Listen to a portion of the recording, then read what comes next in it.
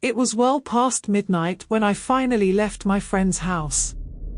We had lost track of time chatting and playing video games, and now I was driving home extremely tired and bleary-eyed.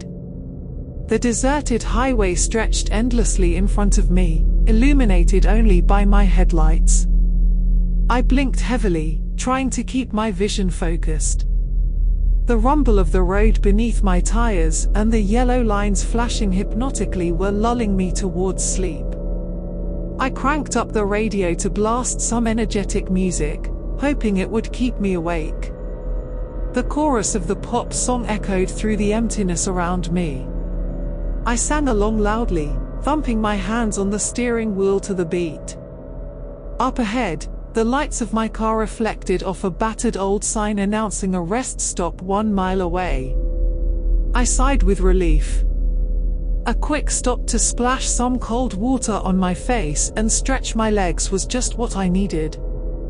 The small parking area beside the rest stop was empty except for one other vehicle, a dark minivan with curtains covering the windows. An odd sight at this hour. I pulled up next to it and shut off my engine. The music cut off abruptly, leaving an eerie silence hanging in the night air. The only sound was the ticking of my engine as it cooled. I hesitated, a strange unease creeping over me. Maybe I should just keep driving. But my heavy eyelids and stiff muscles begged for a short break. I got out, the slams of my car doors echoing loudly across the deserted rest stop. Hurrying to the bathroom, I glanced back at the minivan. Was that a shadow moving behind the curtain? Or just my tired mind playing tricks?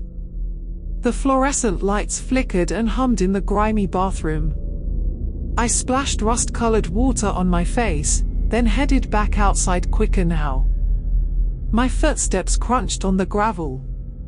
Suddenly, the minivan's door slid open.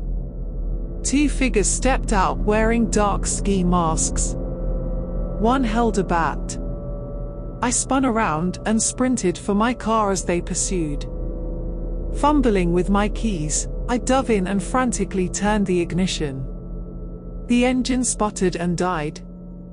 They caught up and smashed the window. Finally, the car roared to life. I peeled out in reverse, hitting one of them before speeding away, swerving wildly. The minivan chased close behind. I tore into the night, my car careening around curves. Then red and blue flashed in my mirror, a police cruiser was pursuing me now. I pulled over, pulse racing. But as the officer approached, something felt off.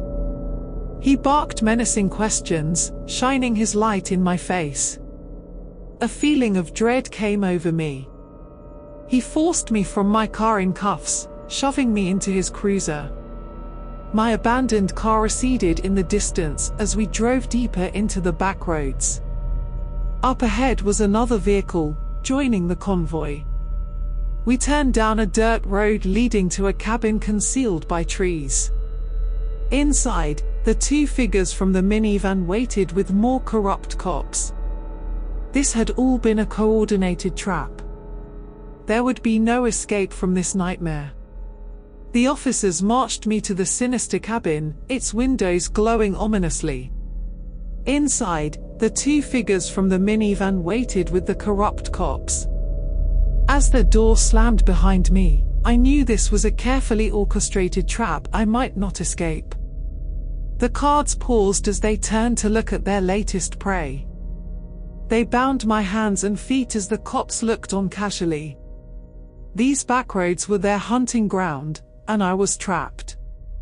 Or so they thought. Focusing through my fear, I scanned for any chance to break free.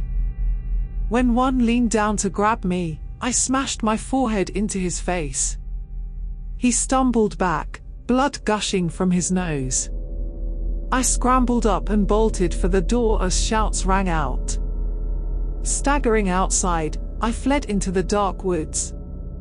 My legs burned as I sprinted blindly through the underbrush. The forest swallowed any sounds of pursuit. Still I kept running, branches tearing my skin. Finally I collapsed, gasping for breath. Every shadow seemed sinister, but nothing emerged. Had I lost them? For hours I huddled there, listening.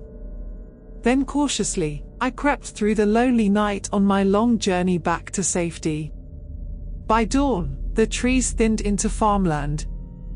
My ordeal was over, but I was forever changed.